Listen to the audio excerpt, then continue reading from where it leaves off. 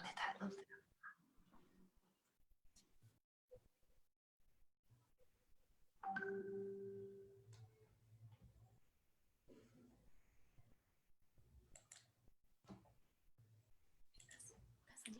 Muy bien, tengan ustedes muy buenas tardes, bienvenidos a un nuevo encuentro webinar de la Sociedad Argentina de Infectología. Un poco de disculpas por las demoras, porque como siempre decimos, el hombre propone y la tecnología dispone. Lo cierto y la suerte que tenemos de estar otra vez en contacto, en este caso para un abordaje que nos honra en tratar como es el tema del COVID en otras partes del mundo. Y cuando decimos nos honra, tiene que ver en este caso con nuestra invitada, la doctora Romina Quercia, que ya está por allí. También nos va a acompañar el presidente de la Sociedad Argentina de Infectología, el doctor Omar Sued, y nuestro querido amigo y expresidente también, el doctor Gustavo Lopardo. Contamos con mucho orgullo la trayectoria de Romina, hace casi 20 años que ella está afincada allí en el viejo mundo, y largos años también que reside en la ciudad de Londres. Pero no llegó allí sola ni de casualidad, llegó tras haberse formado en el Hospital Fernández, y llega también a cargo de la división COVID de GSK. Por eso es que hoy la convocamos. Así que antes que nada, te saludamos Romina, buenas tardes aquí desde Argentina, te saludamos brevemente Omar y Gustavo. Me alegro que estén allí, me alegro que podamos tener esta conexión y te pedimos, Romina, que comiences si estás disponible. Hola Diego, hola Omar, hola Gustavo, hola a todo el mundo. Muy contenta de estar conectada. Y Omar, te voy a pedir que me ayudes un poco con las slides. La siguiente. Bueno, quiero decirles que soy la directora global de médica de COVID para GlaxoSmithKline, pero esto fue muy reciente, así que apenas días. Así que obviamente ustedes son los expertos y yo solamente voy a contarles mi experiencia, porque cuando organizamos estas charlas, la realidad es que yo sencillamente estaba trabajando en HIV, en el hospital de Chelsea en Westminster, donde sigo trabajando, y en el laboratorio hacía HIV, básicamente, y otros virus. Pero esto del COVID, y seguía el COVID, pero como una infectóloga más, viendo lo que ocurrió tan rápidamente, y esto cuando Daniela me planteó la posibilidad de hacer estas charlas para contar la experiencia, esto es cómo yo lo viví. Así que no tiene demasiado que ver con algunas estrategias de tratamiento que si quieren también otro día les puedo contar. Pero lo primero que se me vino a la mente cuando empezamos fue este libro de Dickens, The Tale of Two Cities, en donde uno en realidad empieza a pensar lo que ocurre en Londres, pero también lo que ocurre en estas ciudades del mundo, y por qué no en Argentina, por qué no Londres, Buenos Aires, si ustedes quieren, u otras ciudades. Y lo que vemos es que no hay diferencias. Lo que hay es una diferencia de tiempo, y una diferencia de tiempo que supieron ustedes aprovechar muy bien. Pero nada más que eso, las historias se repiten y vemos cómo se comporta el virus en esta pandemia que no hace diferencia. Siguiente slide, Omar. Y bueno, y lo que no me encantó esto de que era el mejor de los tiempos y era el peor de los tiempos. También es el tiempo de la sabiduría, pero también es el tiempo de las pavadas o de las tonterías. Tenemos que seguir creyendo y les puedo decir que a mediados de julio, que es donde estamos, nosotros ya abrimos la ciudad. Las fronteras se están dividiendo y los aviones pueden salir y el Eurostar puede salir y esto está pasando últimamente, pero también nos encontramos con un nuevo mundo, o sea que salir se sale, tienen que seguir comportándose según los protocolos para que esto se pueda realizar, pero también se realizaron muchas tonterías, por decirlo de alguna manera. Fue un tiempo muy bueno porque pudimos dedicarnos a la investigación a full en vista para un infectólogo, o sea, ser testigo de dos pandemias en una sola vida es casi impensable, y estamos siendo testigos. Fue una vorágine de papers y de investigación, de noticias reales, de noticias falsas, pero al mismo tiempo mucha sabiduría en cuanto a separar eh, la información que era creíble. Y en la próxima slide les voy a mostrar lo que hicimos y cómo nos conectamos con otros países para poder seguir adelante y establecer los primeros protocolos. La próxima, Mar. Esto fue lo que pasó en las épocas de la conferencia de la CROI. Para los que no están acostumbrados al mundo del HIV, la conferencia de CROI es una de las que marca agenda en el año. Y esto se suponía comenzar en los primeros días de marzo. Unos días antes tuve que ir a dar una charla, yo les cuento mi historia personal, una charla a París, muy cerquita, donde se toma un tren, en 2 horas estás, y hasta había bromas, de acuerdo a lo que estaba pasando con los italianos en Milán. Había bromas diciendo, sí, mira, cómo hubo el caso cero de un alemán que viajó, y de repente todos fueron a la iglesia, y yo me acuerdo perfectamente que de un viernes que había 3 casos, el domingo había 270 detectados. Fue lo que primero nos alarmó, porque fueron demasiados casos en un fin de semana. Los virólogos estamos siempre conectados, con lo cual empezamos a ver qué es lo que estaba pasando, y sabíamos que la tasa de transmisión era algo no visto antes, por lo menos en este siglo.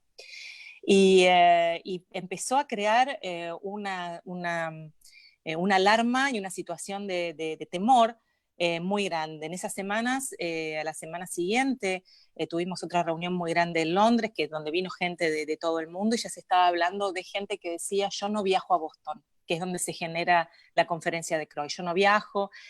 Hasta a mí me pareció extremadamente exagerado en ese momento, no teníamos mucha idea de lo que estaba pasando, pero cada hora nos enterábamos de más casos, y cada hora nos enterábamos de más casos en España, en Francia, fue fulminante, y todavía había muy pocos casos en Inglaterra, aunque ya había habido un muerto. De todas maneras, nos subimos al avión y fuimos a la CROI, porque siempre hay workshops antes de la conferencia. Fui participante de uno de los workshops, y cuando ya estaba ahí, primero me llamó la atención que obviamente la gente vivía, esto fue el 6 de marzo, vivía su vida normal, no había ningún tipo de control en ningún lado en los aeropuertos. Y cuando llegamos a la conferencia, en el primer día, la preconferencia, en el primer día nos dijeron que la CROI cancelaba y que iba a ser virtual ese año. Fue el comienzo de nuestra vida virtual. Me acuerdo que fui al centro de conferencias porque estaba muy cerca, esa es una fotito, y pude recuperar algunos de los materiales, y de repente la ciudad se transformó en una ciudad fantasma en pocas horas. No había aviones disponibles para volver a Londres, fue muy difícil conseguir vuelo para el otro día. No les voy a decir que no tuve miedo, porque obviamente no había demasiada conciencia, sobre todo en la población general. Y me acuerdo que estar volviendo y tapándome completamente la cabeza en mi asiento, porque encima había mucha gente que estaba muy de fiesta. Decía, por favor, que no me estornuden encima. Y con ese temor de volver a casa y poder infectar a los que estaban alrededor. Ya nos habíamos autoimplantado la cuarentena, digamos, sin ni siquiera preguntar a mi jefe si tenía que ir a la oficina o no. Directamente decidí no ir, y así varios colegas. Y empezó la carrera contra el tiempo. La siguiente slide, Omar. Y la carrera contra el tiempo fue angustiante. Ahora lo vivimos de otra manera, pero ese mismo fin de semana, bueno, en mi familia, digamos, mi marido es francés, con lo cual estaba visitando a sus padres mientras yo tendría que estar en la conferencia, y se tuvo que llegar y volver en un Eurostar viajando parado. Obviamente le aconsejé que se ponga barbijo, que se ponga bufanda, porque en ese momento todavía hacía frío, y era el 21 con, digamos, protegido en el tren, que obviamente llegaba lleno de gente. El miedo de irlo a buscar a la estación era un terror, y obviamente no había noción de lo que estaba ocurriendo. Lo que sí, inmediatamente en los días subsiguientes, los supermercados fueron devastados. Y estoy seguro que cuando ustedes están en Buenos Aires, por ahí dicen, ay, la gente lo que hace, lo hace en todos lados. El comportamiento es similar en cada lugar del mundo.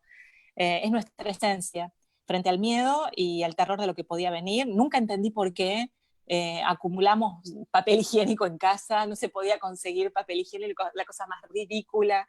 Pero era ir a buscar papel higiénico, papel de cocina al supermercado, levantarse a las 6 de la mañana para ir. Incluso hasta ahora, por ejemplo, la manteca está racionada, en línea no se puede pedir más de 2 mantecas. Bueno, la falta de barbijos, la falta de protección personal. Esto es de esa foto que ven en pantalla, es de un señor de Algeria, pero ustedes ven cómo la gente trata de protegerse en cualquier lugar del mundo de todas las maneras posibles. No había información, se hizo camino mientras se seguía infectando, infectando población e infectando personal de la salud. Y cuando digo personal de la salud, desde las personas que nos ayudan a limpiar las salas, médicos, enfermeras, terapistas, respiratorios, o sea, cada persona que trabajaba en los centros de salud. Y bueno, y vimos que el mundo de un día para el otro se cerró, se cayó, y también las pérdidas económicas y el terror a perder lo poco que uno tiene también empezaron a jugar un papel muy importante. Próxima slide. Estas son muchas de las fotografías, las tomé, así que no son inventadas, y tengo más de las cosas que veía. Pelearse con la gente por la calle porque te veían llegar con un barbijo, y hasta una señora una vez me dijo, no te voy a infectar. Y yo le decía, no señora, la estoy protegiendo a usted, yo soy médica y yo trabajo en el hospital y estoy en contacto, la estoy protegiendo. Bueno, mucha falta de comprensión al principio, que es entendible, fue todo muy rápido. Por lo menos creo que en Argentina tuvieron el tiempo de verlo un poco más lejos. Acá no se vio, cayó inmediatamente, de repente estaba todo cerrado, de repente no habían suministros en los supermercados, no había suministro en los hospitales y no había lugar. ¿Qué nos enteramos? Mismo en la CROI, en esa conferencia en forma virtual, nos enteramos que estábamos enfrentando a otro coronavirus, del cual ya habíamos tenido noticias unos años antes. Yo tuve la suerte de poder viajar a China en los últimos años y visitar el lugar y formar parte digamos, de parte de entrenamientos de epidemias, no de pandemias, pero de epidemias. E incluso en los aeropuertos ya había, el año pasado, en los últimos 4 o 5 años, nunca se levantaron las medidas en los aeropuertos, que obviamente me causaban, tengo que ser muy sincera, mucha gracia, porque llegamos al aeropuerto y tenías el sensor de la temperatura, siempre estaba ahí, la gente con barbijo, obviamente los locales, como uno no lo había vivido, la verdad que me parecía hasta un poco ridículo los controles, y ahora miro hacia atrás y digo, bueno, porque lo habían vivido y habían tenido miles de muertos, que no son comparables con esta pandemia, pero que generaron un cimbronazo, tanto en China como en el Oriente Medio. En el Oriente Medio es lo mismo con el MERS, que ustedes ya habrán escuchado hablar, y son virus que se parecen mucho. Y en la Universidad de North Carolina, de la cual estamos muy cercanos, próxima slide, Omar, hicieron una linda presentación en un review de diferentes papers publicados en Lancet hace no mucho tiempo, en donde se describe en realidad que el coronavirus, el origen, es muy antiguo, es muy viejo, es un virus muy viejo. Discúlpenme que me voy por las ramas con la virología, pero adoro, amo. Entonces van a ver que tengo mis pecados cuando les cuente un poco la historia, pero son virus que tienen un origen extremadamente antiguo, digamos, más de 500 años, y se fue perfeccionando y se fue adiestrando, mismo pasando digamos, haciendo el salto a diferentes especies. Obviamente hay un origen en común, hubo una adaptabilidad humana al principio, después pasó a otras especies, y eso hace que es muy plástico, por eso la velocidad de transmisión. Y cuando ustedes ven, en los últimos años, hubieron muy diferentes pequeñas epidemias que de alguna manera estaban diciendo, no estaban poniendo el énfasis en si la epidemia iba a ocurrir o no, sino cuándo iba a ocurrir. Y como ustedes ven, en los últimos años, cada vez esas esos recreos entre epidemia y epidemia fueron más cortos. Próxima slide. Y la diferencia entre los diferentes virus, o los diferentes coronavirus, es muy pequeña. Tienen más de un 95% de su genoma, un 95% de similaridad o de similitud. Perdónenme mi lenguaje, pero estoy tratando de encontrar la palabra justa para decirles. Y puede cambiar un 25% del spike, que es la proteína de superficie, que la conocemos ya tanto, puede cambiar rápidamente, está en un 25% de sus pares de bases, maleándose, adaptándose y haciéndose, digamos, facilitando la transmisión o haciéndose más fit, lo que uno llama el fitness viral, cuando pasa de una población a la otra. Es extremadamente rápido y es extremadamente ávido. Es una infección, como ustedes saben, es una infección aguda. Los virus que en general generan infecciones agudas necesitan mantenerse para poder seguir manteniendo su replicación y su especie, con lo cual la avidez es extremadamente alta. Acá tenemos en esta slide una descripción muy gráfica de parte del segmento que genera el spike. Puede, digamos, corregir los errores, pero, digamos, las mutaciones que se generan lo suficientemente rápido para poder adaptarse a la siguiente especie, y eso es lo que está ocurriendo. Próxima slide. Muy rápidamente se tuvo el genoma, e incluso antes de que uno se hubiera dado cuenta de que este virus estaba dando vueltas con impacto clínico, que fue el 11 de enero y fue publicado en Science. Ya estaba la secuencia en nuestras manos. La próxima slide. Esto fue ocurriendo sumamente rápido.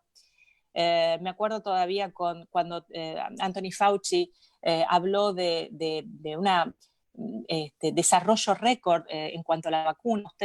Yo les hablaba de CROI el 6 de marzo, y pocos días después de CROI se empezaron la primera vez en humanos, ¿no? Como se llaman en las fases clínicas y de desarrollo, algunas de las primeras vacunas. Una fue la de los Institutos Nacionales de Salud de los Estados Unidos, y cuando uno escucha estas noticias piensa que la vacuna va a estar al día siguiente. Esto es un proceso largo, porque obviamente primero hay que tratar de no hacer daño y de ver sobre todo, más que la efectividad de una vacuna, los efectos adversos, si tiene efectos adversos, si no. Por eso va a llevar un tiempo, pero va a ser récord. Lo que pasa que a veces la necesidad de una pandemia versus a los tiempos de la investigación, por más que sean récords, no son compatibles. Próxima slide. Y bueno, como acá vemos, esto es digamos, es una descripción de las vacunas que se tienen. Hay cientos de trials o de ensayos clínicos en vacunas en este momento, pero sobre todo lo bueno que está ocurriendo es que se ponen a trabajar empresas que hubiera sido impensable, o sea, industria farmacéutica que hubiera sido impensable en otros momentos. Algunos ponen el adyuvante, que es tan importante para la vacuna, otros ponen, digamos, una parte de un virus a ser modificado, el otro la estructura, la plataforma para desarrollarlo. Se está trabajando juntos para poder abastecer, porque también hay que pensar quiénes y cómo se va a abastecer, cómo se va a dar acceso a esta vacuna. Esta vacuna, tenemos fe y conocimiento detrás, la ciencia detrás de la magia, como yo siempre digo, no existe la magia, está la ciencia detrás de la magia, que podría llegar a estar lista en un año y medio. Pero ¿quién la va a producir? ¿Cómo se va a producir? Por ahí un poco antes, quizá un poco antes, pero ¿cuántos millones de dosis se van a necesitar? ¿Y cuántos frecuentes van a ser esas millones de dosis? ¿Por quiénes vamos a comenzar? ¿Por los gobiernos? Por los militares, o sea, los que defienden, digamos, de la libertad de los diferentes países. Se van a empezar por los agentes de salud. ¿Cuándo va a llegar a la gente susceptible? Entonces, antes de eso tenemos que hacer algo en el medio, ¿no? Siguiente slide. Tenemos que tratar de tener otras opciones antes de eso. Y la pandemia tiene diferentes aspectos. Lo primero que hicimos, por lo menos en el hospital, es tratar de tener dos enfoques. Primero, cuáles son las drogas que podían estar disponibles a nivel de las terapias intensivas, o sea, lo que uno llama standard of care, qué es lo que se utiliza, cuál es primero el diagnóstico, las características clínicas del SARS, primero a nivel respiratorio, pero después vimos muy rápido que tenía impacto a nivel sistémico, inmediatamente, cuáles son las drogas que estaban disponibles, después cómo proteger a la gente de salud, cómo generar la circulación dentro del hospital y también cómo manejar el miedo, como ustedes ya dicen, ¿no? Cómo proteger a todos, ¿no? A la población, de la infección y del miedo. ¿Con qué sociedades podíamos aunarnos? Y acá otra vez la gente que trabajó con pacientes viviendo con HIV. Estas sociedades ya estaban formadas, estas plataformas ya estaban formadas, con lo cual nos nutrimos de ellos y empezamos a generar redes de ayuda con la comunidad también, con clubes, con, con grandes infraestructuras que generaban comida, que se podrían distribuir, en qué manera distribuir esa comida, cómo embalar las viandas, cómo tocar las viandas, cómo dejarlas en las puertas de las personas, cómo poder avalar que no hubieran sido, digamos, de alguna manera contaminadas, por cuánto tiempo. Obviamente, de lo que me toca, cómo interaccionar con los pacientes viviendo con HIV u otras, digamos, condiciones de inmunosupresión. ¿Cuántas veces nos teníamos que testear nosotros mismos para poder tener contacto con nuestros pacientes? Y bueno, prepararnos para la siguiente fase. La siguiente fase no tuvimos fases. Siguiente slide, Smart. La siguiente fase fue al mismo momento y lo que hicimos fuimos y nos instalamos en el hospital y generamos lo que nosotros le llamamos capability, pero es en realidad capacidad de meter más pacientes. Entonces se corrieron las bibliotecas, se corrieron las salas de reunión, se hicieron salas, digamos, por suerte, nosotros no sé si lo llegan a ver, está muy chiquito en la diapositiva, pero hay un Cobbler Center y hay lo que nosotros llamamos el Dean Street. El Dean Street es para testeo, ¿sí? Básicamente es testeo y también testeo para HIV y otras enfermedades de transmisión sexual y consejo. Y también se pueden seguir el tratamiento de algunos de los pacientes, que es en la zona más hot, como uno dice, del Soho, está en el corazón del Soho, donde pasa todo, ¿no? Donde hay más levante, donde hay más uso de chemsex, donde hay más uso de drogas. Y bueno, lo que se hizo fue dejar la posibilidad de seguir testeando y dando PrEP a los pacientes viviendo con HIV, ¿no? Que es la profilaxis preexposición. Porque como dijimos, puede haber cuarentena, pero el comportamiento humano es el comportamiento humano. Hay necesidades y nosotros sabíamos que los encuentros se iban a seguir produciendo, con lo cual no solamente se tenía que seguir proveyendo a los pacientes de PrEP, sino que se tenía que ofrecer a los nuevos que podrían querer utilizar prevención preexposición. Y después lo que hicimos en el hospital donde trabajo, que es el Chelsea and Westminster, yo como tengo una actividad privada en un laboratorio, voy una vez por semana, pero lo que hicimos fue generar zonas limpias. Además de lo general del hospital, que es obviamente para cualquier emergencia, generar zonas limpias, por ejemplo, a todo lo que era oncología y pacientes inmunocomprometidos.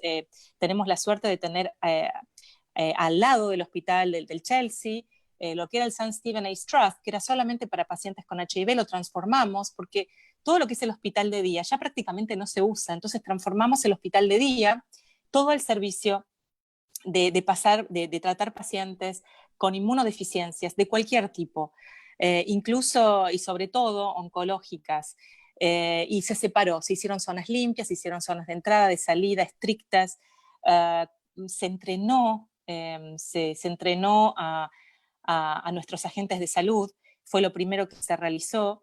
Se transformó el hospital, se generaron clubes, en clubes se pusieron camas, todos los hoteles, obviamente no hubo más turismo, con lo cual los hoteles fueron o sitios para colocar pacientes diagnosticados, pero oligosintomáticos o incluso asintomáticos que no podían volver a sus casas en esos hoteles, incluso agentes de salud. Y lo otro que hicimos en la siguiente slide, bueno, nos entrenamos nosotros mismos para manejar ventiladores. Yo creo que la última vez fue en el Hospital Fernández, hace 280 millones antes de Cristo, con lo cual nos entrenamos nosotros mismos a manejar otra vez ventiladores por si los necesitaban, por, digamos, ponernos en la primera línea. Se llamaron a médicos que habían sido jubilados, recientemente jubilados, para tenerlos, y se los entrenó también. porque sabíamos que no iban a alcanzar las manos y que no iban a alcanzar los ventiladores y que no iban a alcanzar las camas del hospital. Esto se preparó en aproximadamente 10 a 15 días, se prepararon los protocolos también, y se instaló la telemedicina. Estos teléfonos son interesantes, pero en realidad esto quiere decir, yo quise mostrar con esto, telemedicina. No vi más a mis pacientes viviendo con HIV, salvo que hubiera habido alguna urgencia. Todo se generó bajo telemedicina. Yo tengo comunicación, sigo con mis consultas con los pacientes, pero todo es a través de mi computadora. En todo caso, puede ser por mail o por WhatsApp, o sea, cualquier medio disponible se utiliza, pero el paciente se queda en la casa, salvo que, como dije, haya algún problema. Y también ya se venía haciendo, no es nuevo, pero digamos, las medicaciones se mandan a la casa. Cualquier tipo de medicación de enfermedad crónica, y en esto englobo a pacientes digamos, diabéticos, a pacientes con otro tipo de proceso crónico, todas las enfermedades reumatológicas, se le envía la medicación a la casa, ya funcionaba así. Acá hay no quiero hacer publicidad a nadie, pero como en Buenos Aires ustedes tienen esas cadenas de farmacias, acá está Boots, y Boots también tiene un sistema en el cual los pacientes directamente podían ir a buscarlo, o Boots se lo mandaba como una especie de delivery a la casa de los pacientes. Eso bajó muchísimo no solamente eh, la movilización de los pacientes, sino también bajó muchísimo el riesgo.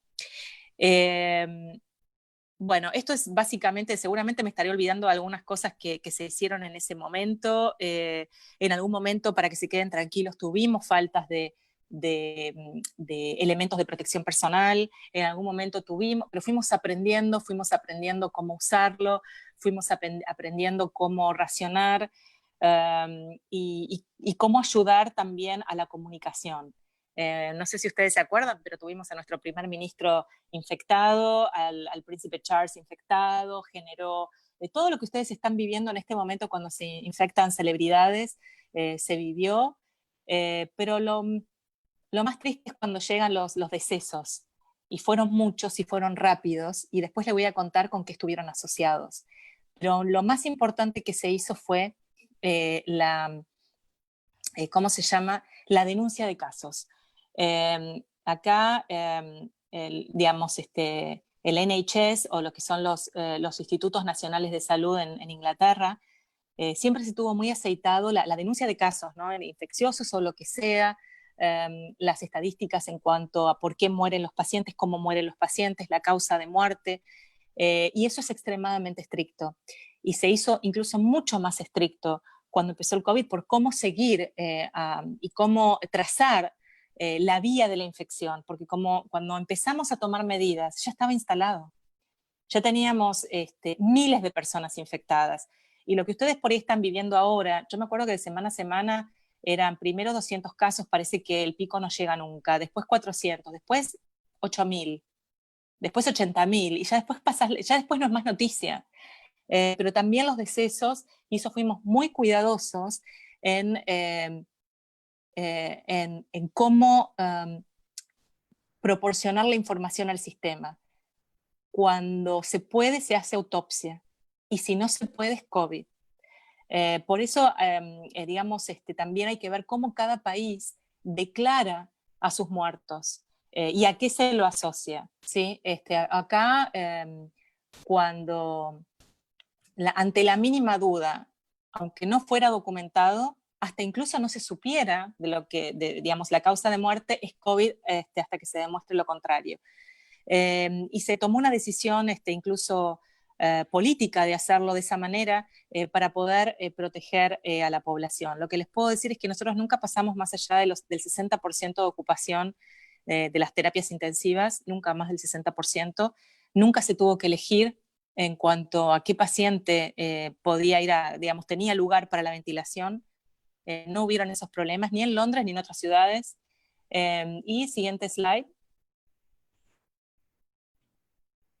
Lo otro que hicimos en colaboración con con la Universidad de Liverpool, que los que trabajan en HIV también deben estar muy acostumbrados al sitio de Liverpool, bueno, bajo la dirección de, bueno, de una de mis colegas, de Marta Bofito. Es una de las que se encarga también de evaluar muy rápidamente todas las potenciales interacciones medicamentosas. Con incluso, porque ustedes saben, se le dio otro propósito a drogas antiguas u otro propósito a drogas que nunca fueron comercializadas para ver si servían para COVID. E inmediatamente la gente de Liverpool, Marta Bofito en Londres, David Buck en mismo Liverpool, se pusieron a estudiar digamos, las posibles interacciones medicamentosas con estos fármacos que ni siquiera están comercializados, sencillamente para empezar muy rápidamente los ensayos clínicos. La siguiente, y obviamente están a la disposición de todos. Van, ponen Liverpool University y ahí tienen todas las interacciones para jugar y para ver cuáles son los riesgos que los pacientes pueden tener. Porque, como saben, la gran parte de los pacientes que tienen la enfermedad severa son los más añosos, que son los que tienen, digamos, lo que nosotros llamamos polifarmacia, son los que toman más medicamentos y diversos cada día. Lo otro que nos empezamos a hacer preguntas era, bueno, en realidad prácticamente no veíamos pacientes viviendo con HIV llegar al hospital por ninguna causa. Digamos, el porcentaje de infección con COVID o de coinfección, por lo menos al principio, fue extremadamente bajo. Entonces empezamos a pensar, bueno, debe ser porque, bueno, no salen de la casa, debe ser porque se protegen más, porque hay mucha conciencia, sobre todo en la población que nosotros tenemos en Chelsea. Es una población que está muy up to date, ¿no? O sea, que lee, que sabe, que se informa, muchos de ellos infectados hace muchos años.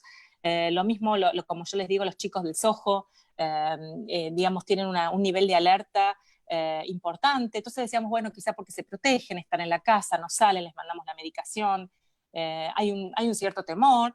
Y también empezamos a pensar en que quizá, como estamos frente a un virus, por ahí algunas de las medicaciones que están tomando, que son antirretrovirales, podrían de alguna manera bloquear ciertas enzimas y generar como una especie de profilaxis preexposición. Entonces, bueno, empezamos a explorar un poco, tenemos una cohorte, todavía, digamos, hay gente que no cree para nada en esto, y otros que lo están estudiando. Así que, bueno, veremos lo que pasa, pero eso también se instaló, hay opiniones fuertes, hay algunos que creen que no, y hay otros que sí. Lo que sí les puedo decir es que obviamente tenemos que tomar, estos antivirales son antivirales, como yo le digo, de amplio espectro, ¿sí? Porque no fueron diseñados para ir contra la polimerasa RNA dependiente del COVID, ¿sí? Es otro tipo de virus, y no es un retrovirus, es un RNA virus, con lo cual cambia completamente. Pero entiendo la necesidad y la urgencia de tratar de buscar, como yo digo, antivirales de amplio espectro, no son de diseño, pero que puedan de alguna manera empezar a cerrar ese gap, ese agujero que tenemos entre la llegada de una potencial vacuna o de algún procedimiento protector y la situación actual. Próxima slide. Bueno, como vemos, no es el único virus que produce epidemias. Probablemente, digamos, hubieron peores y va a haber peores que pero lo que sí les puedo decir es que lo que no es visto, no ha sido visto, es la plasticidad y la rapidez de transmisión. Próxima slide. Y sobre todo en cualquier población. Al principio decíamos, bueno, no se infectan los jóvenes. En realidad hay muchos estudios que ya mostraron que los jóvenes se infectan tanto o más que las personas de más edad o añosos. No me gusta decir añosos, pero bueno, es lo que me sale en este momento, no encuentro otra palabra. Pero bueno, en realidad se infectan de la misma manera. Lo que cambia es la severidad. Y lo que cambia es la severidad porque lo que se pierde con la edad es la flexibilidad para reaccionar al agente infeccioso. Próxima slide, acá tenemos, bueno, Corea versus Italia, y lo que vemos que también la mortalidad por eso, ¿no?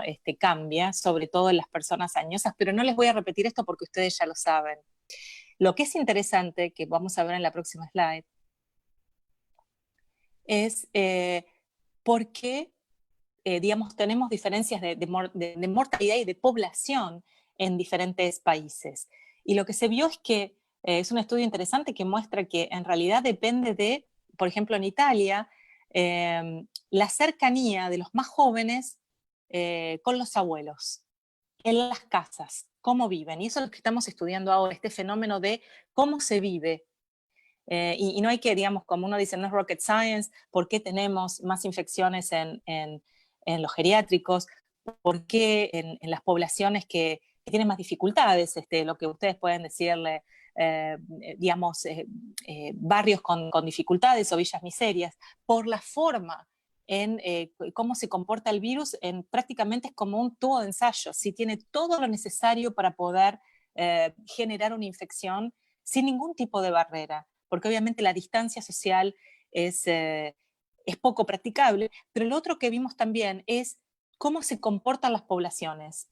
En otros países, por ejemplo, acá tenemos una comparación entre Alemania e Italia, pero había mucho menos contacto de los jóvenes con los más ancianos, muchos menos contactos al día, completamente diferente en Italia.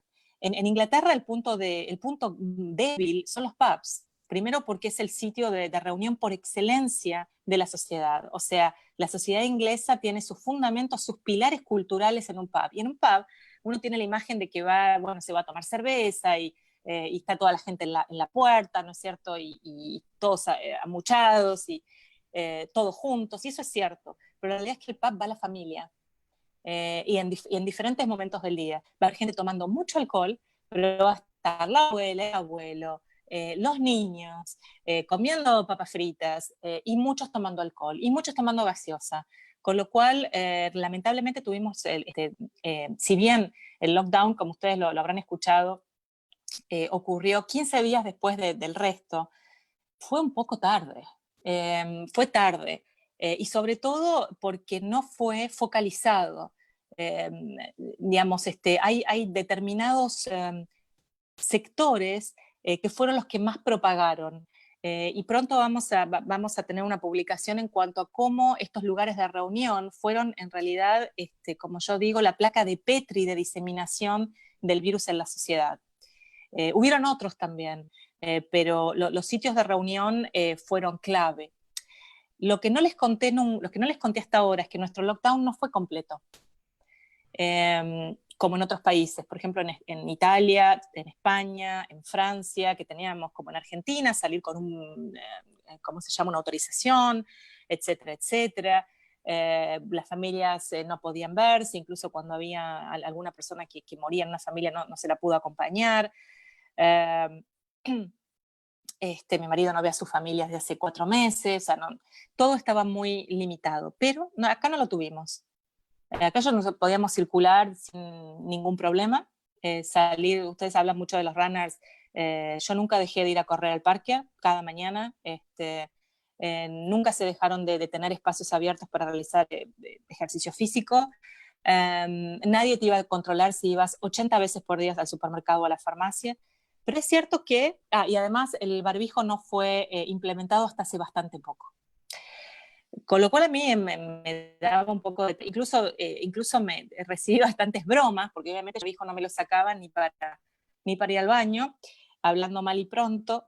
Pero esto es así, y hasta el día de hoy que si bien todo está abierto, los gimnasios obviamente no, los cines no, los teatros van a abrir pronto, pero no están abiertos, todo el resto está abierto, pero cambió el comportamiento. Y creo que es muy importante pensar en el comportamiento. Cada mañana que iba al parque, yo tengo varios parques cerca de donde vivo, nadie estaba a menos de 2 metros. El cuidado por el otro se notaba. El cuidado por el otro me marcó al verlo.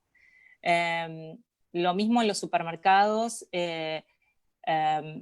hubo una mezcla entre miedo y responsabilidad, pero se cuidó mucho al otro, entre nosotros, ¿no? La comunidad, porque no es lo que digamos, se comunicaba desde a nivel gubernamental, fue mucho más laxo. fue muchísimo más laxo. Pero incluso ahora en los colectivos se puede subir hasta 20 personas, y la realidad es que hay una gran responsabilidad social. Menos de los jóvenes, muchísimo menos.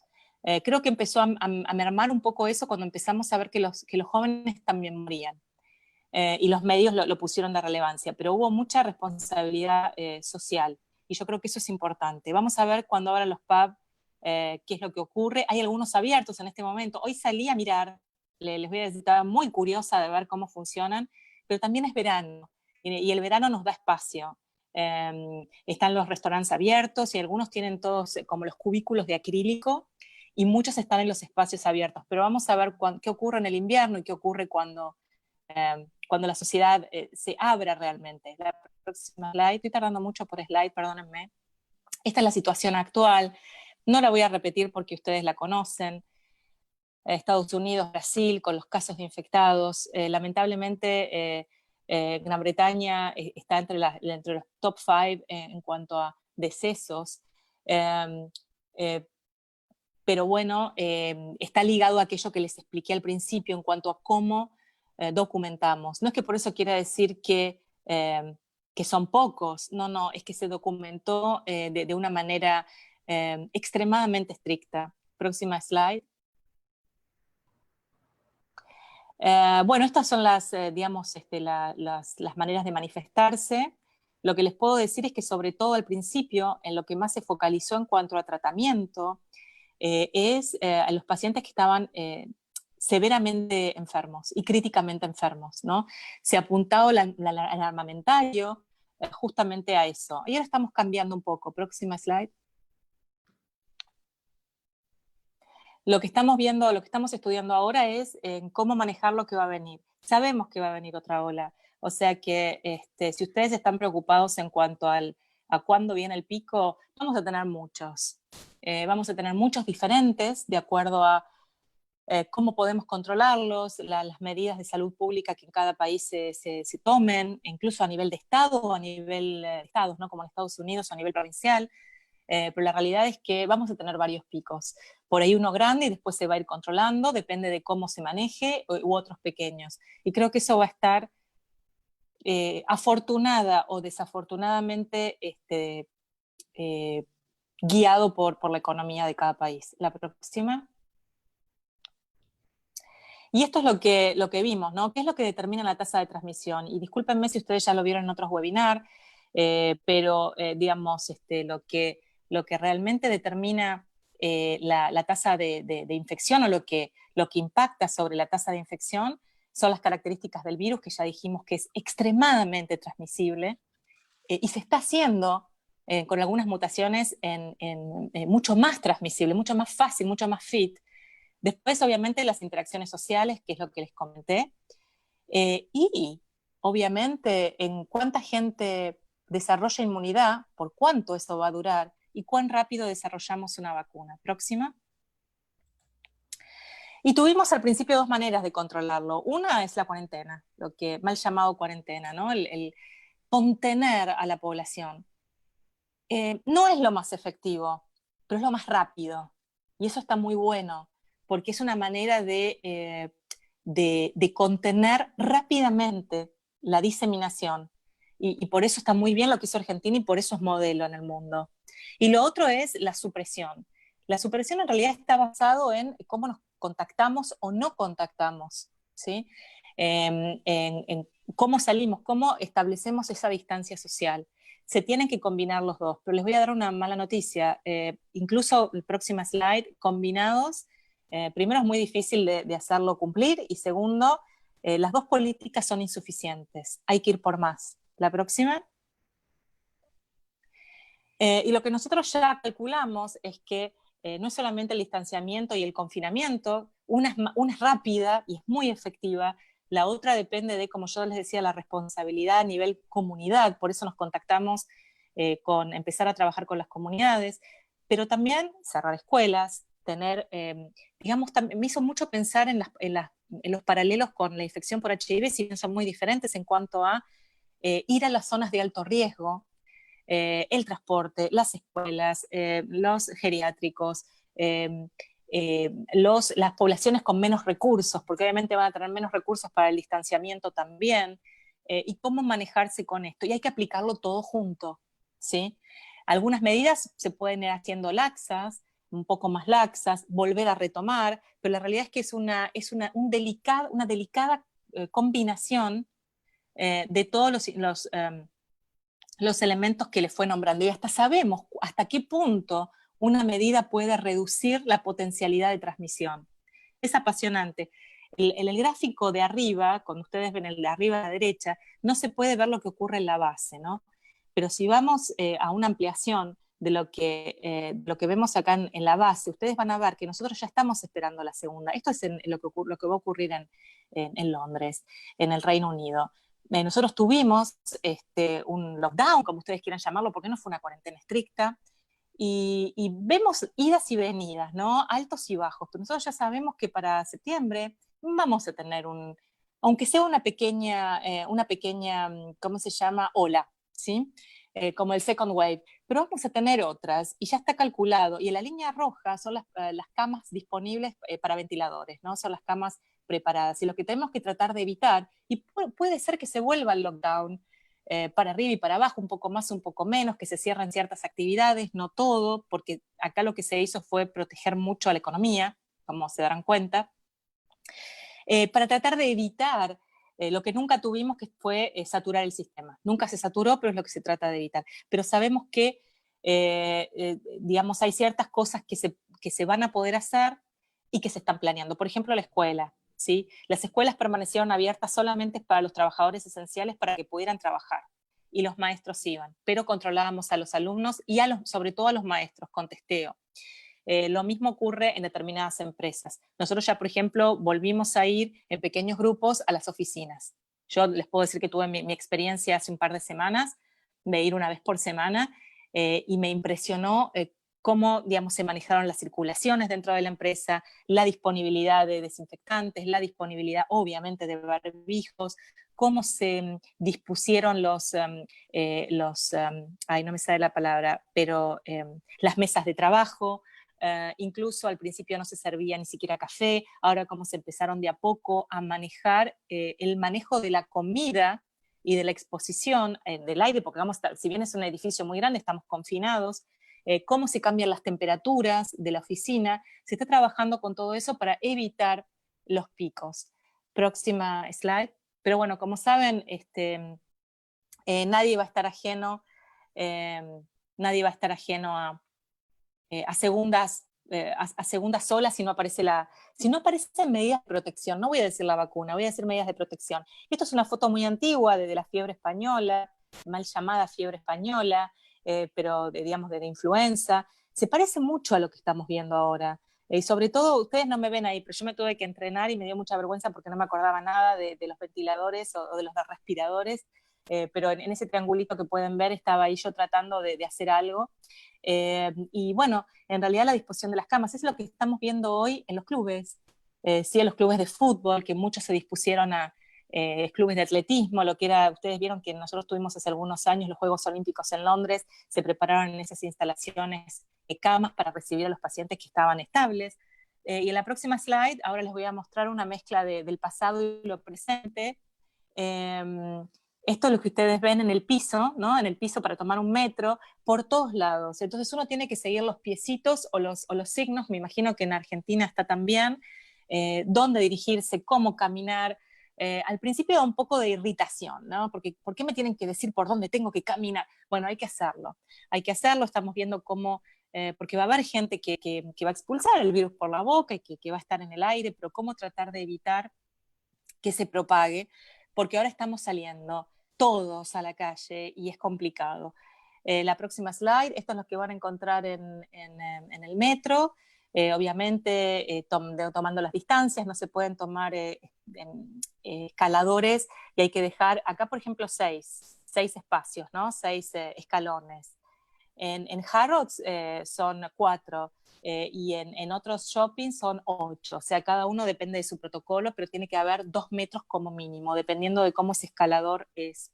Anuncios similares vemos en aeropuertos, ya los aviones obviamente empezaron a tener muchísimo más frecuencia, lo que va a aumentar las posibilidades de contagio en los aeropuertos también.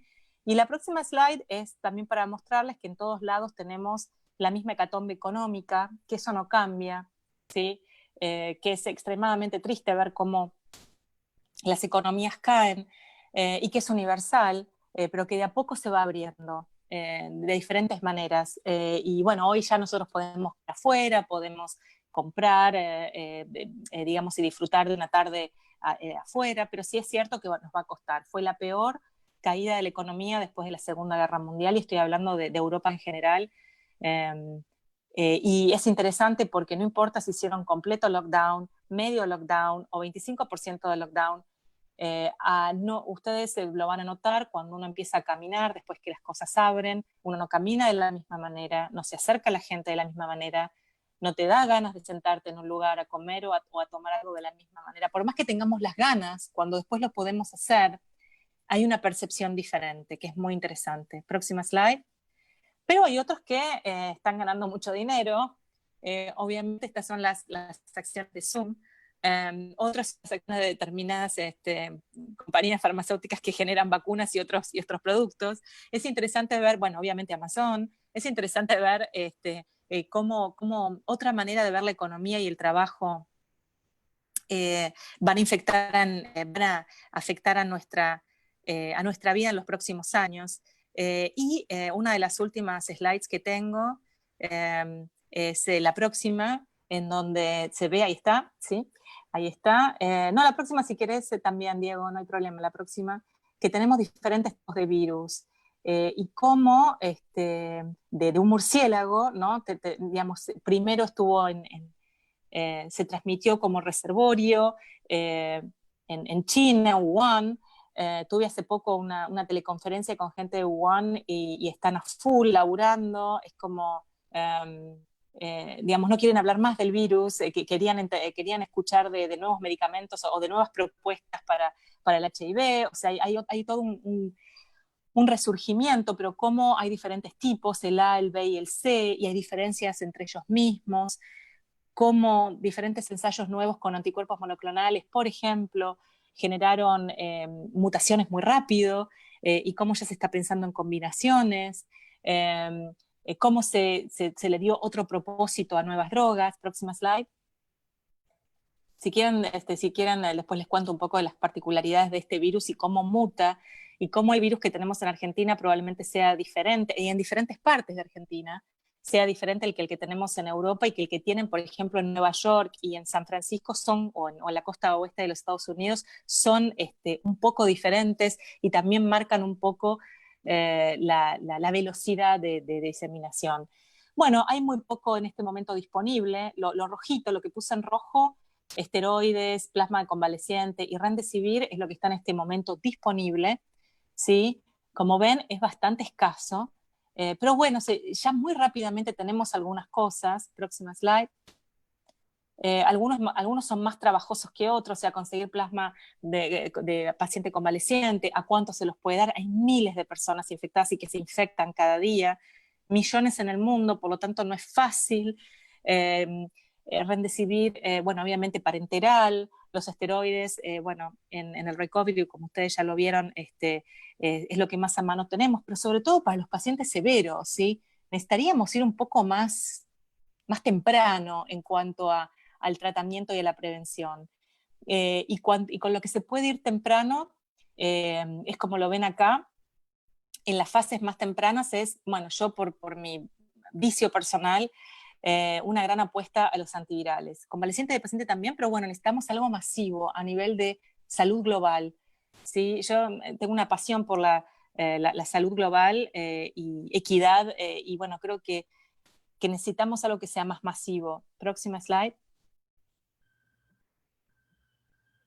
Bueno, esta es otra slide para mostrarles que hay muy poquitito disponible que pueda ayudar al standard of care en este momento, y sobre todo los pacientes con enfermedades más severas. Esa es una slide de la Sociedad Americana de Enfermedades Infecciosas, pero lo mismo lo dicen en NIH o el NHS acá. Próxima. Bueno, y las estrategias de tratamiento. Las estrategias de tratamiento, no sé, creo que ustedes están mucho más, son más expertos de los que yo les puedo decir, pero estoy completamente fascinada por las estrategias de pacientes oligosintomáticos o más nuevitos a la exposición y sobre todo por la prevención. Cada esfuerzo que se pone en práctica ahora en las diferentes industrias farmacéuticas, pero a nivel independiente también en las universidades, es atacar a los tres aspectos. Al paciente que tiene muy poquitos síntomas o prácticamente no tiene síntomas, pero que fue infectado, ¿no? Dar posibilidad a esos antivirales, y en este momento les estoy hablando de toda la industria farmacéutica, no especialmente de GSK, tienen, digamos, esa estrategia atacar a las diferentes facetas. Después, obviamente, al tratamiento, al paciente que llega a hospitalizarse, que hay que evitar que pase al ventilador, ¿sí? La prevención, que es lo que más me apasiona, ¿no? Las estrategias de prevención post-exposición y prevención pre-exposición en una infección viral aguda, yo creo que es no visto. Y la verdad es que me tiene despierta cada día y con más pasión por cómo poder proteger, y si somos rápidos en esto, puede que llegue antes de una vacuna. Y si eso ocurre, yo creo que eh, va a cambiar el, el, el, nivel de los picos que van a llegar en los próximos años. Así que estoy muy, muy interesada con eso. Próxima slide. Y bueno, y después en la próxima fase, ¿qué es lo que estamos haciendo? ¿Cuándo vamos a volver al normal? No sé, porque yo les puedo contar que acá abrimos y lo normal no es normal. O sea, lo normal no es lo que estábamos acostumbrados a vivir. ¿Qué nos perdimos? Nos perdimos mucho, sobre todo al principio los pacientes que llegaban prácticamente para ir a la sala de cuidados intensivos. Eso es lo que nos perdimos. Nos perdimos el diagnóstico temprano. Nosotros estamos haciendo, eh, digamos, hicimos más de 11 millones de test al día de hoy, pero igual hasta que llegaron, hasta que estuvieron disponibles, hasta que supimos cómo testear, hasta que pudimos darnos cuenta en qué momento hacerlo, digamos, ya teníamos la epidemia instalada, así que mucho perdimos en cuanto a diagnóstico, en cuanto a manejo y en cuanto sobre todo a planeamiento. Creo que estamos mejor. ¿Y cuánto aprendimos? Bueno, muy poquito. Creo que estamos al comienzo y por eso es tan apasionante de este nuevo virus. Hay otros dando vuelta, quiero que sepan, hay otros dando vuelta muy parecidos. Creo que se tienen que tomar medidas en los epicentros de la generación viral, es decir, los virus hunter, ¿no? Hay virólogos que se encargan a seguir los virus y a ver cuándo pueden explotar, pero creo que es el momento de tener planificaciones de futuras pandemias. Eh, y cómo también creo que aprendimos en cómo un virus anula al otro. En la pequeña parte del invierno que tuvimos, eh, todo fue, digamos, monopolizado por el COVID, no dio lugar a influenza u otros virus, pero sí dio lugar a amplias campañas de vacunación. Así que esto también fue muy importante y creo que se va a seguir invirtiendo, porque bueno, cuando uno habla de gastos de la salud, creo que es una mala palabra, un insulto decir gasto, es una inversión, porque no solamente las vidas, pero la actividad, la economía, y lo estoy hablando de algo que no me gusta, pero eh, a veces primero, digamos, no se le da el valor a la vida, pero tampoco se le da el valor a la actividad de la gente y a la producción y a lo que se perdió para el futuro, incluyendo lo que va a ocurrir en la educación, lo que va a ocurrir en los puestos de trabajo, etcétera. Así que voy a terminar con la última slide, eh, de, que obviamente es para mostrarles la siguiente, que es nuestra patrona, que fue muy, muy interesante su discurso. No es que yo sea realista ni nada de esto, ni que tenga un especial amor por la monarquía, pero realmente ver una mujer que vivió las epidemias, que vivió las guerras mundiales y que dio un discurso muy al principio, donde ella dijo, como siempre, después de cada crisis, nos vamos a volver a encontrar. Aunque parezca mentira, fue muy esperanzador. Fue muy esperanzador porque dijimos, bueno, esto va a pasar. Y la verdad que ahora les puedo decir que lo pasamos. Lo pasamos de una manera difícil, de una manera diferente, que va a volver, que vamos a tener pequeños pequeños altibajos, que vamos a tener más pacientes, probablemente tengamos más muertos, pero estamos más preparados. Y ahora sí, me callo, hablé demasiado y contenta de contestar alguna pregunta. Romina, muchas gracias. Anoté, tengo mi libreta, vos dijiste pasión por la salud global y por la equidad. Qué suerte estar en este Sí. espacio también hablando de eso hoy. La SADI hace de esos conceptos su bandera. Y algo más entrañable, dijiste el virus que tenemos en la Argentina. Qué lindo que estés tan cerca también, incluso desde lo que decís. Gustavo, Omar, ustedes. Me gustaría quedarme acá, pero ustedes estudiaron, yo no. Simplemente escucho y disfruto. Adelante. A mí es un honor estar con Romina y rememorar esas épocas de residentes donde trabajamos juntos y una carrera increíble que ha llevado adelante. Y cada día que uno se Mi encuentra con jefe, ella tiene una mi posición más. jefe. Mi primer jefe, como dice ella. Cada día que uno tiene un encuentro con Romina, te enteras que ya es más directora de más cosas todavía, ¿no? Y saber ahora que es directora global para COVID es un orgullo que sea una argentina. A lo mejor Omar reemplace a esa señora que nos mostró al final, la de pelo blanco. Sí, va a terminar siendo la próxima reina. Bueno, pues, muchísimas ¿Puedo hacer una gracias. pregunta yo? Yo quería pedirte más que una pregunta, también un comentario, Gustavo. Primero un comentario de la presentación de Romina y después de tu comentario o las preguntas que tengas. Yo tengo un par de preguntas y seguramente que en el público hay mucha gente que está... Realmente fue muy interesante escucharte, Romina, porque vos lo contás con algunos pasos más adelante que nosotros. Vos casi contás en pasado con la absoluta prudencia de saber que la historia no terminó. Pero vos nos contás de alguna manera lo que nosotros estamos viviendo en este momento.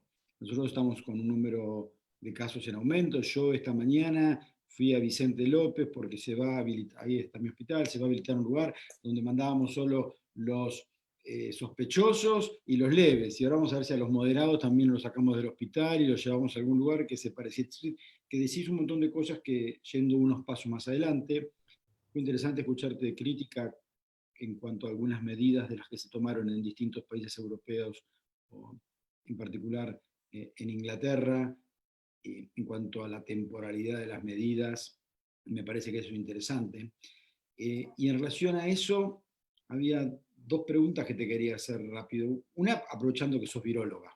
Y lo llevamos a algún lugar, que es viróloga, vos nos hablaste de los distintos tipos de virus, de que empieza a haber mutaciones, pero las mutaciones pueden ser menores o tener impacto en la transmisibilidad, en la forma de presentación, en los métodos diagnósticos, que una PCR ya no sea capaz de detectarlo porque cambió muchísimo, en el tratamiento o en las vacunas, ¿no es cierto? Es decir, puede llegar a todo eso. Y me parece que en ese sentido sería muy interesante. Pero vos, además de esa parte de ciencia básica, también todos los que te escucharon se darán cuenta que tenés una perspectiva social. Y en esta semana, en Nature, se publicó un estudio inglés que probablemente conocés, de un análisis de la mortalidad en Inglaterra, en particular debido a COVID-19, y mostró que entre la edad, cosas que sabíamos, diabetes, asma severa, el ser de raza negra o de origen del sudeste asiático, claramente se asociaba a mayor mortalidad, incluso después de ajustar por las comorbilidades. Así que una pregunta que es básica, o de ciencia básica, como que lo que tiene que ver con las mutaciones, y otra que tiene que ver con estos aspectos sociales, de cómo fue la pandemia en Inglaterra, en particular la que vos viviste en Londres. Bueno, mira, Gustavo, la verdad es que es sumamente interesante. Ahora lo que estamos tratando de ver es, y siempre, viste, uno siempre vuelve a lo que uno conoce un poco mejor, que es el HIV. Digamos, nosotros sabemos HIV-1, HIV-2, si bien las estructuras son similares, el fitness, la avidez del virus y la capacidad destructiva son completamente diferentes. Y pega diferente a nivel de género, ¿sí? O si no, espera, porque soy antigua todavía, no a nivel de género, a nivel de sexo al nacimiento, pega diferente, y también pega diferente en las diferentes poblaciones. Ahora hay que tener en cuenta esto. Lo que se está estudiando ahora es si es digamos, modificaciones que tienen que ver o rasgos especiales de cómo se maneja el sistema inmunológico asociado a determinados cambios epigenéticos que determinados grupos sociales tienen, ¿sí? Del sudeste asiático o los negros, o si también tiene que ver con ser inmigrante y no tener acceso o el mismo acceso a la salud. Lo que está ocurriendo en Estados Unidos es abismal. Bueno, tiene la misma ruta que la infección por HIV. La gran mortalidad en Estados Unidos está ocurriendo en el sur, o sea, bueno, obviamente empezó por Nueva York, las grandes ciudades, etcétera. Pero ustedes cuando ven, y esto se calca la tuberculosis, el HIV y otras enfermedades infecciosas, y ahora el COVID, va hacia las poblaciones de menos recursos. En Estados Unidos, obviamente, la población negra y la población latina.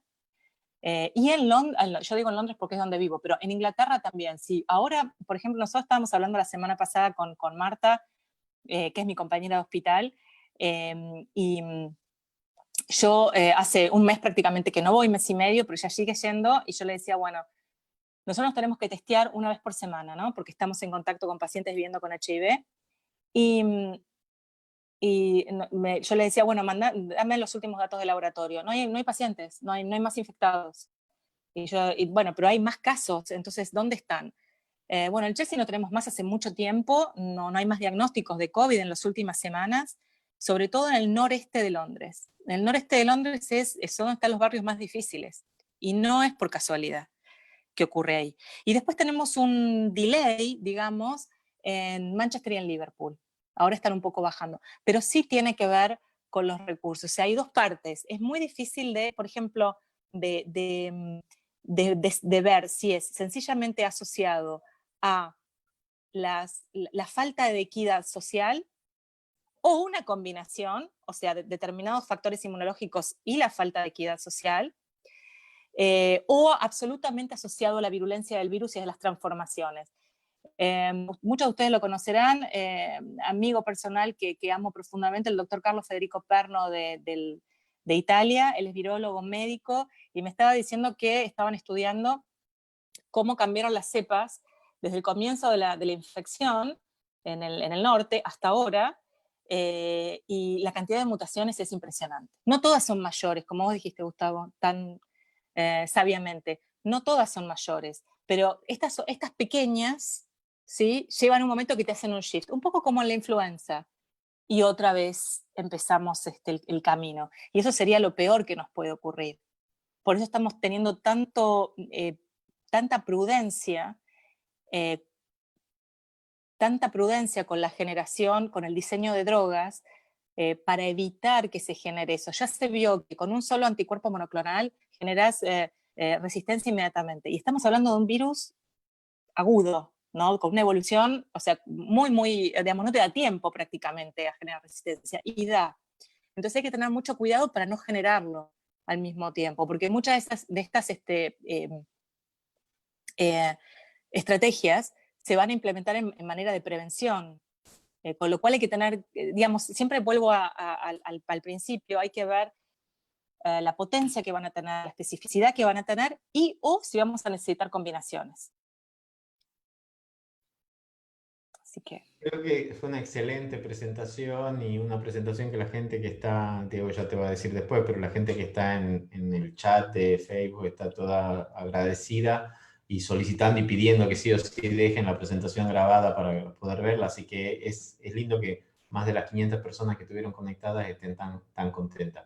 Yo te quería preguntar, y acuerdo contigo, acuerdo con vos totalmente, esta simplicidad que a veces en los libros de anatomía patológica cuando éramos chicos te planteaban que algunas enfermedades infecciosas atacaban más a los negros o a los blancos, sin mirar estos determinantes sociales que hacen que uno esté en un espacio, en un lugar o con un acceso a los sistemas de salud diferentes, y que a veces explican esa carga de enfermedad, ¿no?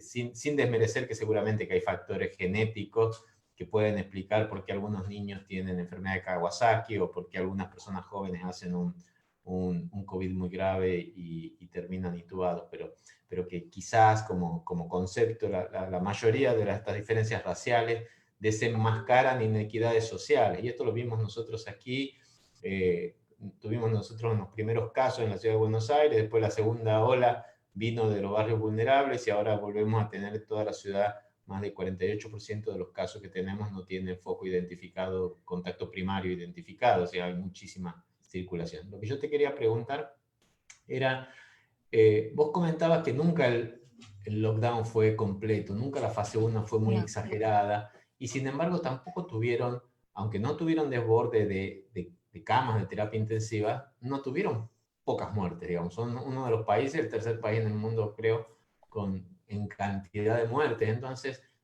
hubo una especie de aceptación de que este virus afecta a un determinado grupo de edad y que era algo que debería de pasar y que por ahí, porque he escuchado comentarios, sobre todo en BBC o en algunos reportajes, de que es como que acumuló todas las muertes que iban a pasar este año por la gripe. No es que ha hecho más muertes, ¿no? Entonces, como que había una suerte de relajación en ese sentido. Eso se vive así intensamente. Y la segunda pregunta, la segunda parte de esta pregunta es, ustedes casi no ven casos internados, pero sigue habiendo, reportándose 500, 1000 casos cada día en todo el país. ¿Aspira el gobierno a bajar esa cifra, a eliminar, digamos, la transmisión, o es a contenerla y de esa manera también aceptando una cantidad de muertos potenciales todavía, digamos, como una de las cuestiones así de naturales? Sí, es una... Mira, no sé si te voy a poder contestar la pregunta, pero te voy a decir lo que yo veo. Lo que yo veo es que, bueno, al principio, como digo, cayó todo de golpe. O sea, cuando empezaron digamos, a darse cuenta incluso de los institutos nacionales de salud, de lo que estaba ocurriendo, ya estaba instalado. O sea, lo que no teníamos era diagnóstico. Pero cuando se empezó a testear, digamos, había una gran cantidad de infecciones ya instaladas, con lo cual digamos, estaba fuera de control desde el inicio. Como vos bien decís, Omar, al principio, por determinados estudios de la escuela, digamos, de estadística del Imperial College y de la escuela de medicina tropical de Peter Piot, lo que se estableció es que todo esto de la inmunidad natural y todo esto, no, pero se estableció que se esperaban determinadas cantidades de muertes y que iba a ser muy difícil bajarlo porque ya estaba instalada la infección cuando se empezaron a tomar las medidas. O sea, era ya tarde. Entonces, ¿a qué se favoreció? Se dijo, bueno, vamos a esperar hasta que la R, la tasa de infección o de transmisión, llegue a determinado punto para poder hacer el lockdown y hacer un equilibrio entre continuar con, digamos, hacer un lockdown, pero poder continuar con determinadas actividades y no... y en favor de la economía, si querés, o de determinadas actividades del país. No es que fue aceptado por nadie, o sea, bueno, vamos a tener esta cantidad de muertes. En algún momento, incluso en casa, bueno, mi marido me decía, esto es genial, porque bueno, voy a decirlo exactamente como me lo dijo él, pero que me hizo reír mucho, dice, van a matar a todos los viejos, van a tener que pagar menos jubilaciones, el Estado, les viene bárbaro, y encima se sacan de encima a todos los refugiados inmigrantes. Oh. Fue un comentario espantoso, así que pido disculpas por eso, pero cuando uno lo mira con perspectiva, no está tan lejos de la realidad. En realidad no fue tan así, no es que fue aceptado, es que cuando se empezaron a tomar las medidas, la epidemia ya estaba instalada. Ustedes cuando ven la cantidad de muertos, porque también nos preguntamos, bueno, ¿estamos tratando mal a los pacientes? Hay falta de training en las unidades de terapia intensiva, o sea, ¿qué es lo que ocurre? Y en realidad lo que ocurre es que los pacientes cuando llegaban ya llegaban críticos. Y ya llegaban críticos al hospital. La mayor parte de las consultas no era por un estornudo y un poquito de fiebre. Esos pacientes no llegaron nunca al hospital, ya llegaron para la terapia intensiva. Lo que sí tuvimos preparado eran las camas de terapia intensiva, pero no bajó la tasa de mortalidad. Y lo otro, como yo decía al principio, paciente que llega, porque muchos nos ocurrió, llega, muere, y tenés el diagnóstico de COVID post-mortem, ¿sí? Y por ahí no lo tenés en el primer test, hay que hacer necropsia. y todo eso lleva a un proceso. Entonces, lo que no se sabía es COVID. O sea, lo que no se supo que era es COVID. Sí, pero digo... Entonces, no digo que por eso vaya a cambiar No. de tener Pero 10.000 a creo que hubo como una 40.000. No, cierta pero aceptación, como una tirada de toalla muy temprano en el gobierno, digamos, desde afuera, perdón, en un comentario, y que posiblemente se reconsideró y se empezó a tomar muchísimo más en serio a partir de la infección del mismo primer ministro, digamos, es como que hubo un fortalecimiento de todas las estrategias de búsqueda de casos y de las políticas de distanciamiento recién después de la infección del primer ministro, y que eso posiblemente haya colaborado. Y hemos escuchado recientemente que están empezando a cerrar algunas zonas, como en el norte, Leicester había empezado a cerrar cuando empezaron sí, los casos, pero no es yo igual creo al enfoque, por ejemplo, de Australia, que sigue intentando la eliminación, ¿no?, de la circulación. no, no es la misma política, pero creo que, digamos, después del primer mes se le fue de las manos. Y cuando ustedes, no sé si alguna vez tuvieron oportunidad de ver, pero las conferencias de prensa son muy diferentes a otras conferencias de prensa del mundo. Tenés el ministro de Economía que habla, tenés el primer ministro y tenés a veces un epidemiólogo o lo que se le llama el CEO de salud, ¿no? Que es como, digamos, vendría a ser como el ministro de salud, pero no es ministro de salud, es CEO de salud. Pues cambian un poquito las definiciones y marca las políticas profundamente. Así que lo que, digamos, por ejemplo, para darte una idea, no hay o sea, no había, hasta el 4 de julio no había circulación o muy poquitita de vehículos. Entonces, ¿qué se hizo? No se paró la construcción. Toda ¿cómo se llama? El trabajo, las obras públicas siguieron incluso más que antes. Yo nunca vi tantas obras públicas porque se rompen las calles, porque se lo podían hacer. Entonces, esa gente viaja, esa gente come, son muchos obreros trabajando en la vía pública. Y hubo una mirada completamente diferente. Ahora, si uno lo compara con España o Italia, que tuvieron un lockdown fuerte, muy fuerte, yo tengo, digamos, amigos que no salieron de su casa en 3 meses, pero no salieron de la casa en 3 meses porque no podían salir.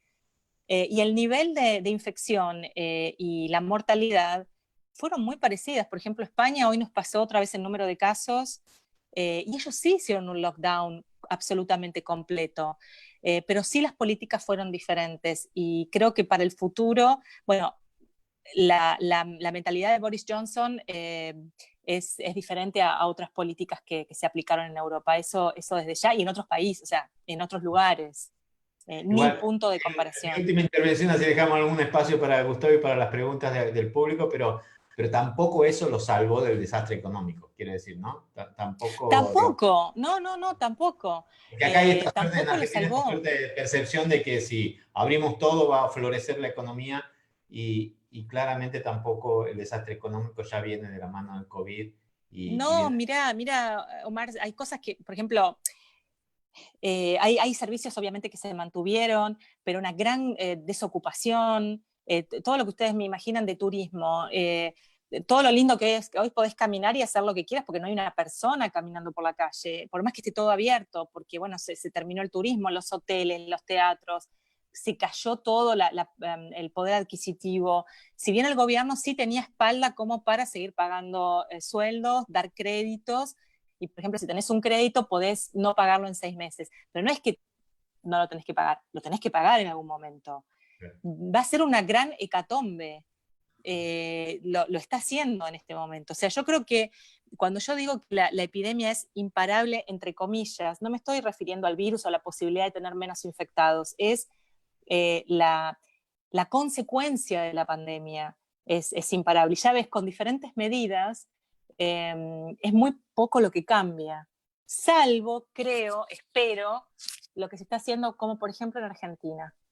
Creo, espero, tengo la esperanza de que todo lo que están haciendo y muy bien, de alguna manera proteja o enlentezca todo este proceso. Y otra de las cosas que también el sueño de que abren todo y todo el mundo sale y todo el mundo compra y todo el mundo camina y es feliz, no es así. no es así. La gente no sale, la gente no compra y la gente... sí, hay como los primeros días como una especie de explosión, porque explosión de libertad, pero después no es así. Así que no es la panacea. Gustavo. Romina, ayer uno de los temas que más se habló en Argentina fue vacuna. Y el motivo es porque Pfizer, con su vacuna de ARN, eligió a Argentina como uno de los países que junto con Estados Unidos y Alemania van a ingresar en fase clínica de la vacuna. GSK también tiene una vacuna, es de su unidad, ¿no es cierto? ¿Podés hacernos algún comentario con respecto a la vacuna en desarrollo, etcétera? Sí, digamos, Romina, creo que la semana que viene vas a hablar de vacunas. ¿De qué voy a hablar? Ah, bueno, está bien, te contesto rápido. Quería invitarlos a que los 2 próximos sábados seguimos con los ciclos de GSK en estos webinars, que agradecemos tanto también a la compañía que nos permitió tener a Romina y poder tener este horario, estos 3 sábados, ¿no? Pero sí, obviamente adelante esperamos tener mucha información fresca también sobre cómo manejar.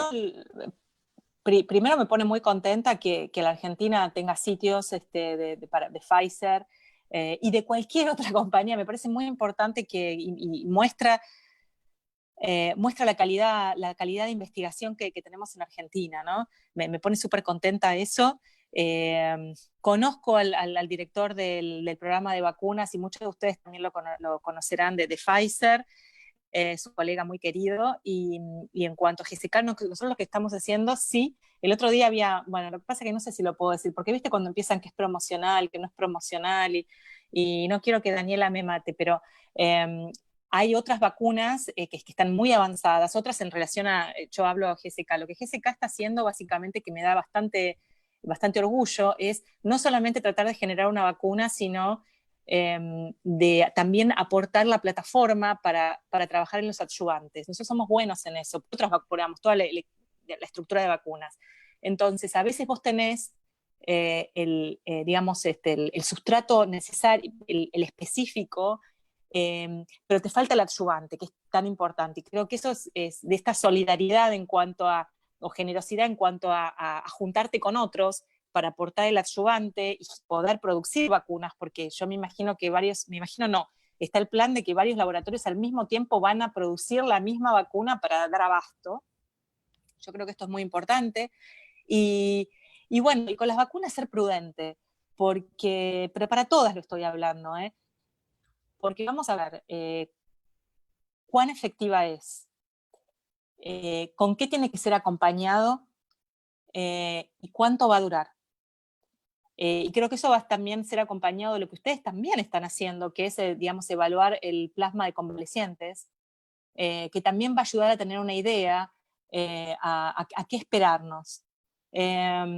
Así que, y creo que me atrevo a decir que no va a haber una sola vacuna, que va a haber varias, y que va a haber varias secuencialmente. Primero va a haber una, un poco como el AZT, ¿no? Primero va a haber una, después va a haber un poquitito más de diseño, después va a haber otra que va a durar un poco más.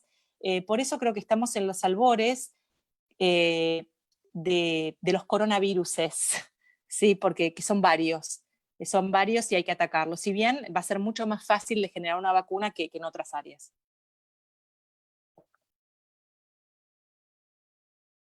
Omar, Diego, te perdí. tenemos algunos comentarios del público y ya 2 comentarios más y cerramos, porque ya son 1h30. Sí, un montón. Primero, igual Romina lo puede chequear después en nuestra red social Facebook, lo que nos pasa siempre, y hoy también la necesidad de nuestra gente de agradecer y de recibir este tipo de contenidos. Romina, hay mensajes de todo el país, de toda Latinoamérica también, valorando tu exposición, así que quería que lo supieras. Y respecto a las preguntas, Omar, Gustavo, algo que aquí también se tuvo... Viste cómo son los medios de comunicación. Tuvo mucha trascendencia, no sé si con el enfoque científico adecuado, declaraciones de la secretaria de Acceso a la Salud, la doctora Bisotti, cuando dijo que ella entendía que todo resfrío era COVID hasta que se demostrara lo contrario. Bueno, te imaginarás. Dicho esto, te escuchamos recién decir, y correginos vos si está bien, porque tiene que ver con algunas preguntas y con mucha repercusión que hemos tenido aquí, que vos dijiste que allí toda muerte por infecciones respiratorias también es COVID hasta que se demuestre lo contrario. Esto es así, si nos podías explicar por qué, porque las declaraciones de las autoridades sanitarias en ese sentido acá han rebotado mucho, no sé si de la mejor manera.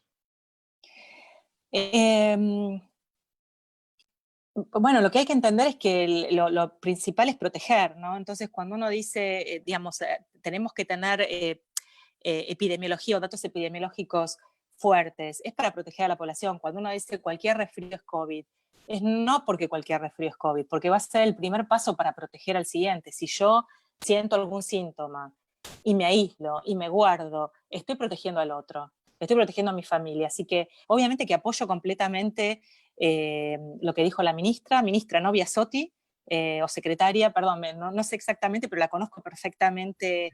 Específico es secretaria de Acceso a la Salud, Carla Bisotti, Ahí y está. la jerga es la viceministra, digamos, porque es la persona más importante después del ministro de Salud en la cartera. Sí, no, es que la vi, la escuché, no específicamente eso, pero digamos, mejor prevenir que curar, o sea, es algo lógico, o sea, si uno tiene un síntoma respiratorio, digamos, si yo tengo un síntoma respiratorio, ¿voy a ir a visitar a mi mamá de 83 años? No. Bueno, no sé si tengo COVID o no, pero lo voy a evitar. Y bueno, es exactamente lo que la secretaria quiso decir. Todo resfrío o todo síntoma es COVID hasta que se demuestre lo contrario. Ese es el primer paso para proteger a la población. Y puedo dar fe que acá se entendió tarde y que si ustedes lo pueden evitar, evítenlo, protejan a la población. Sí, es incómodo, es irritante, no se soporta estar adentro, uno siente que pierde la libertad, pero en realidad, más allá de poder salir a correr o de poder salir a caminar o de poder salir a hacer algo, que yo tuve la posibilidad de hacerlo, además del trabajo, ¿no? Porque podía ir digamos, estaba autorizada a ir a mi trabajo. El distanciamiento social es un arma de la cual todavía creo que no se difunde suficiente el poder que tiene. Entonces uno empieza a minimizar porque nos ocurre a veces que uno entra de afuera y por ahí no se lava tan rápido las manos o tan corriendo como antes, o deja el celular y no lo lava. Yo soy histérica de lavar todo, pero uno a veces empieza a aflojar. ¿Viste? Cuando empiezas a aflojar esa alerta, o bueno, o entraste y por ahí no te duchaste inmediatamente, no hay que hacerlo. Y porque va a seguir, y si para eso hay que considerar cada estornudo un COVID, porque es una Mira, potencial vida Romina, que se salva. dándole razón a lo que vos decís y dándole razón a lo que decía la doctora Carla Bisotti, no fue un comentario que no tuviese base racional, sino que absolutamente sí. Esto es la vigilancia virológica que hace el Instituto Malbrán, que vos también conoces, y en celeste es Sí, COVID. El resto, que casi no lo puede claro. distinguir, es el resto de los virus. Así que decir que un cuadro viral respiratorio en este momento en la Argentina es COVID hasta que se muestre lo contrario, dista de ser un disparate y está absolutamente acompañado por... Sostenido científicamente, sobre todo en el área del AMBA, en el área de Ciudad de Buenos Aires y en Chaco, en los lugares donde hay Pero circulación. les puedo hacer una pregunta yo a ustedes. Sí, sí. ¿Por qué fue mal visto? ¿Por qué fue mal visto? No, hay ¿Qué es lo mucha que tiene de irritación. malo? Probablemente hay mucha irritación y los medios en este momento están buscando, digamos, la línea fina para generar discusión.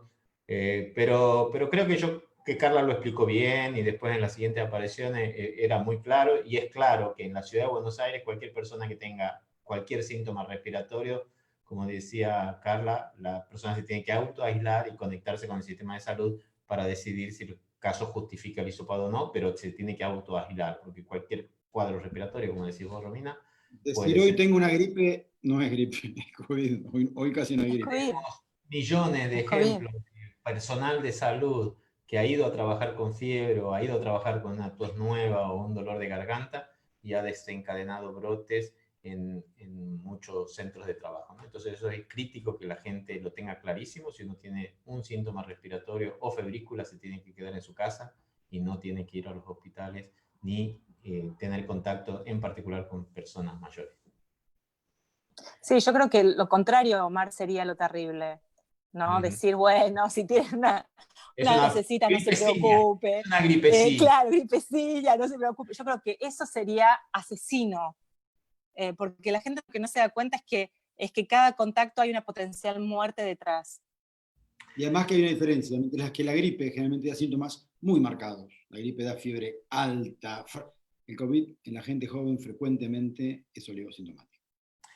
Bueno, Es Romina, difícil. yo creo que hemos llegado a completar tratamos siempre de mantener 1 hora y media los sábados. Ya hemos pasado la hora y media, estamos contentísimos con la repercusión que ha tenido. Te vamos a volver a ver la próxima semana también, ¿no? Dale, charlamos un rato más. Voy a poner menos diapositivas y así charlamos más. Estuvieron espectaculares. Muchísimas gracias. Dieguito. Sí, chau Romina, nos vemos entonces la próxima semana. Gustavo, Omar y nuestros espectadores han sido más de 500. Sepan que esta charla va a quedar grabada, como todas, así que las diapositivas de Romina también las pueden volver a repasar allí. Y gracias por acompañarnos, será hasta el próximo encuentro.